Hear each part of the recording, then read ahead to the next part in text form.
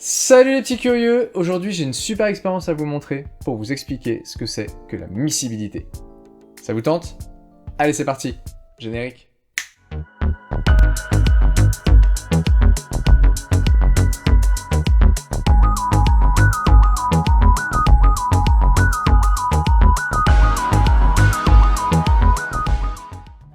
Ok, pour faire la pluie colorée, on aura besoin des éléments suivants. De l'eau, un bécher, de l'huile alimentaire, un agitateur en verre, un compte-gouttes et des colorants alimentaires rouge, jaune et bleu. Si vous n'avez pas tout ça chez vous, vous pouvez bien sûr prendre un verre à la place du bécher, mais également une cuillère ou un cure-dent à la place de l'agitateur en verre. Bon pendant que vous allez chercher tout ça, moi, je vous attends.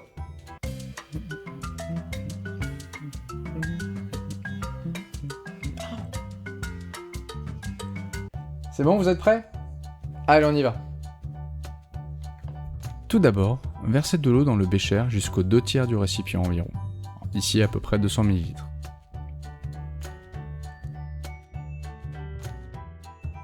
Ensuite, versez délicatement de l'huile à l'aide du compte-gouttes sur le dessus pour former une couche de quelques centimètres. Pour que la couche d'huile soit bien homogène, versez l'huile le long du bord du récipient. Si vous n'êtes pas patient comme moi, vous pouvez verser l'huile délicatement sur le bord du récipient, comme ceci. Il faudra atteindre une couche d'une épaisseur d'environ 2 ou 3 cm.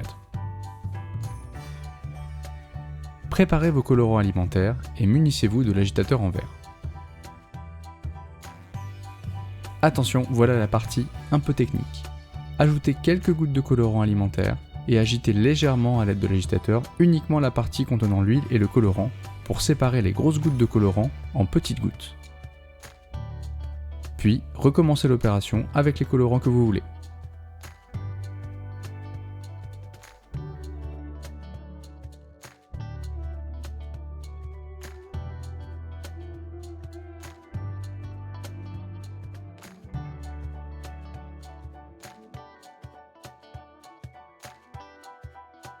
Et maintenant, il ne nous reste plus qu'à attendre. Et non, je ne referai pas ces blagues.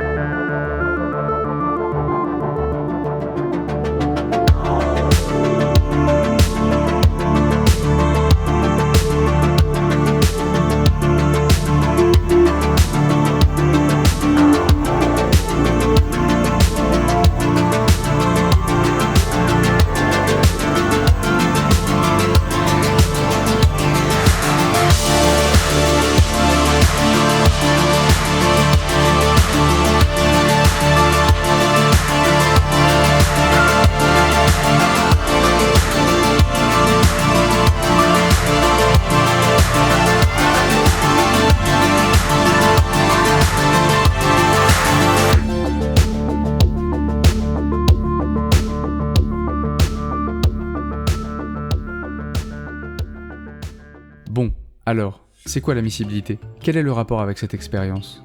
On dit que deux liquides sont miscibles entre eux si lorsqu'on les mélange et qu'on agite, le mélange devient homogène. Ça veut dire qu'on ne distingue plus visuellement les liquides l'un de l'autre. Un peu comme l'eau et ce délicieux sirop de myrtille. Bien, faisons une petite expérience pour illustrer tout ça. Dans deux tubes à essai, on verse de l'eau qu'on a préalablement colorée en bleu.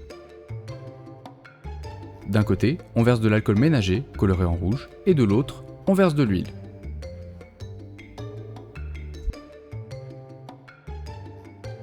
L'alcool et l'huile sont deux liquides qui sont moins denses que l'eau, donc ça veut dire que l'alcool et l'huile flottent sur l'eau. Oui, mais voilà. Si on agite le tube à essai contenant l'alcool et l'eau, le mélange obtenu est homogène. On peut dire alors que l'eau et l'alcool sont miscibles entre eux. Dans le cas de l'huile, si j'agite le tube à essai, on distinguera toujours l'huile de l'eau. Ces deux liquides ne sont donc alors pas miscibles entre eux, et vu qu'on peut visuellement différencier où est l'huile et où est l'eau, alors on parle de mélange hétérogène. La réussite de la pluie colorée vient du fait que les colorants sont miscibles avec l'eau, mais pas avec l'huile. De plus, les colorants ont une densité plus élevée que l'huile et l'eau. Ils coulent donc dans l'huile et se mélangent petit à petit à l'eau à son contact, ce qui explique les traînées colorées. J'espère que cette petite vidéo vous a plu. N'hésitez pas à me dire dans les commentaires si vous avez réussi à faire la pluie colorée chez vous. N'oubliez pas de vous abonner et de liker cette vidéo. A bientôt pour de nouvelles expériences. Salut les petits curieux!